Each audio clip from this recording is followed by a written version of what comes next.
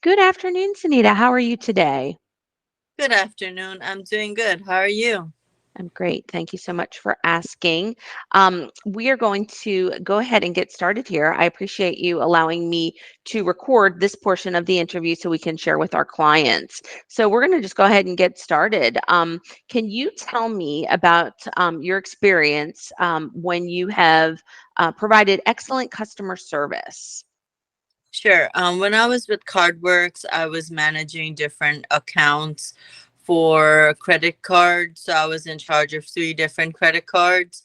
And when COVID hit, I was in charge of their not consolidation, but I was in charge of their handling their accounts.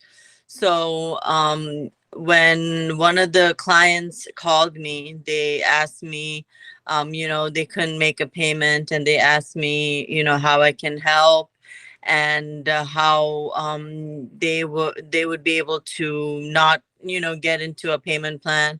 So I actually talked to my manager, and I set up a plan where they didn't have to pay for a portion of the time, and they were very happy with the way I treated them, and how I handled the account, because I went above and beyond by going into their activities and telling them what they did have to pay and what they didn't have to pay, how they could consolidate their charges, and how they Great. could avoid the extra interest fees. Oh, that was great. So that was in a customer service role, and I also understand that you have some admin experience. So even in customer service, you are doing your own admin. But how do you stay organized and manage paperwork and information effectively, like when you're really busy? So I prioritize. The way I manage is it depends upon the task that I have on hand. So if the task is coming from a manager, I'll make sure that I do that rather than something that's pending from the day before. And I utilize Outlook to manage my tasks daily. And I also do to-do lists to make sure that the tasks are being done in a timely manner, set up time. There's a tool in Outlook where they'll tell you when it's due and when it's, coming up and things like that. So I use that tool to help me organize and stay on task.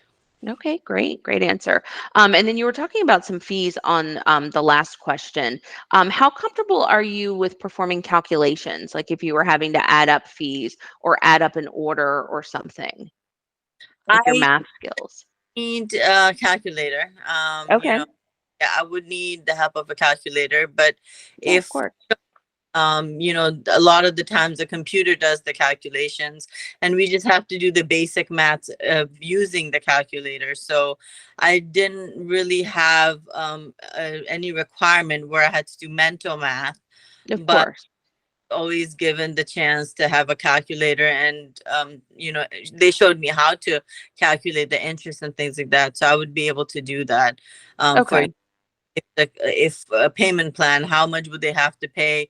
But then sometimes they'll say, how much do I have to pay in six, but if I want to pay off in 6 months. So, and rather than drawing it out for the length of the whole period, I would have to calculate how much time they would need for them to pay off the amount within 6 months. So I would use the calculator, but I didn't really necessarily have to use a mental math for any job. Sure, of course.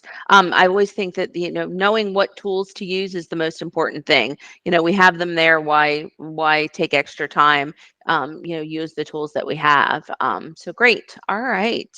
Um, Lastly, I'd love to just ask a little fun question. So, would you like to share a fun fact about yourself?